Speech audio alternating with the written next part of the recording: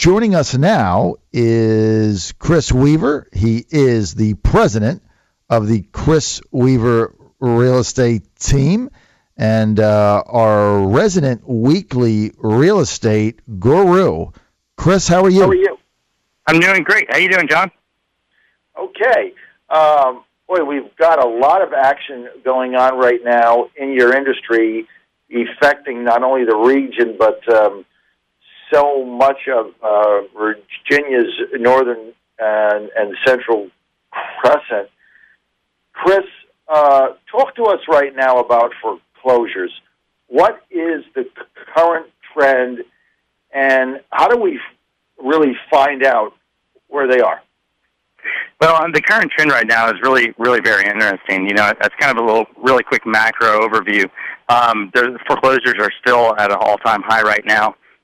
12% of all mortgages at this point are currently delinquent. That doesn't mean that they're in foreclosure, but that means they're 30, 60, 90 days past due or about to be foreclosed on. 12% is quite a bit. The norm is closer to 2 to 3%, so we're quite a ways above that level. But there are a lot of interesting trends right now that are kind of keeping the housing market, as you can see, humming along smoothly. And I'll go ahead and go over a few of those today. But right now, we're currently at 5 times the normal amount of REO/bank-owned properties as compared to, we'll call the normal 2003. So we're 5 times above 2003 levels right now. So what does that mean to the average guy on the street? That the fact that we have 5 times the amount of bank-owned homes, what does that generally mean to the market?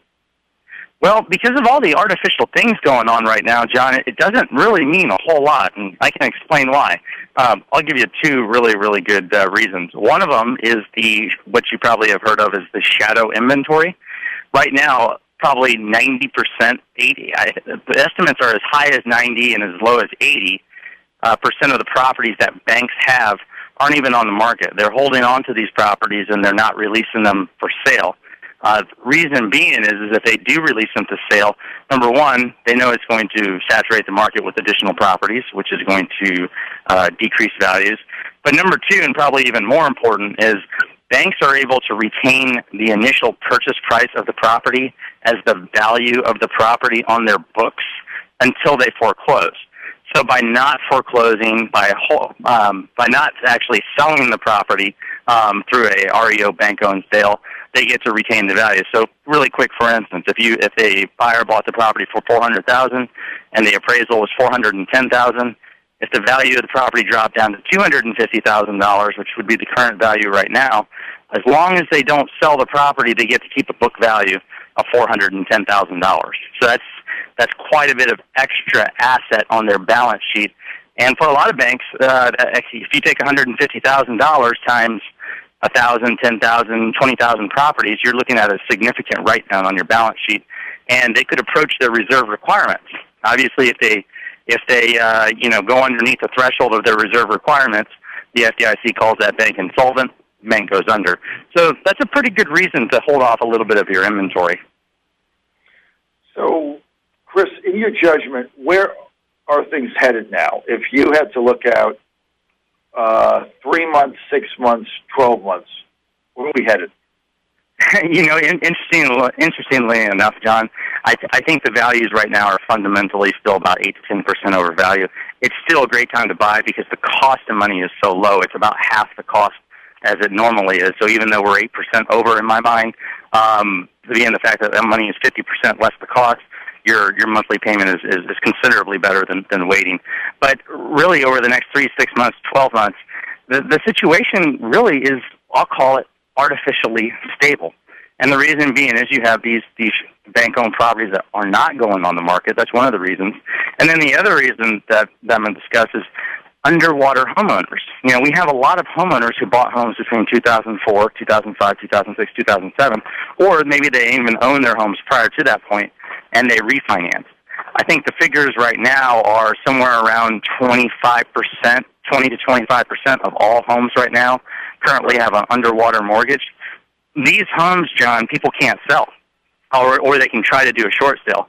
A lot of people don't want to go that route, so they end up just holding on to the homes.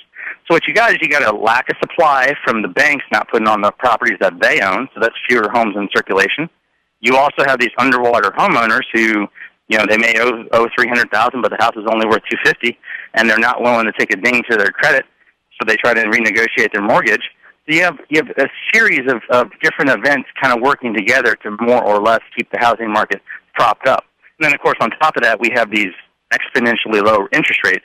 So all of these things are actually working together to artificially keep the market going. I wouldn't even call it inflating the market. It's just a matter of supply and demand. Right now, inventory levels are actually right at the same inventory level that we were at pre-market bust, which is about 2005, 2006. In other words, there's so much demand for the current available inventory. I think our current amount of inventory is about 4 to 5 months right now of inventory on the market, whereas equilibrium would be closer to 6 to 8. And a depressed market, which we were back in just as recently as November and December, we were in a 10-month housing supply. So the housing supply number has changed drastically. That drastic change down to 4 to 5 months is what's keeping the values stable. And actually, in most cases right now, keeping them coming up. Yeah, I don't really see a change in, obviously, underwater homeowner situations. Even if the values increase a few percentage points, they're still going to be $20,000, $30,000, $40,000, $50,000 underwater. So that scenario there is really not going to have much of an effect. And then I also see the banks, that they have no choice other than to slowly release these houses onto the market. Number one, to constrain inventory. But number two, the banks have to make money before they're able to put these properties out on the market. So they have enough assets. And so they're kind of playing a game, almost a chess game with themselves of, okay, we're going to make some money, we're going to release some properties and lose some money, we're going to make some, we're going to lose some. And they can't just release it all at once, because if they do, a lot of these banks are just going to go ahead and go under. We were talking earlier about foreclosures. What types of home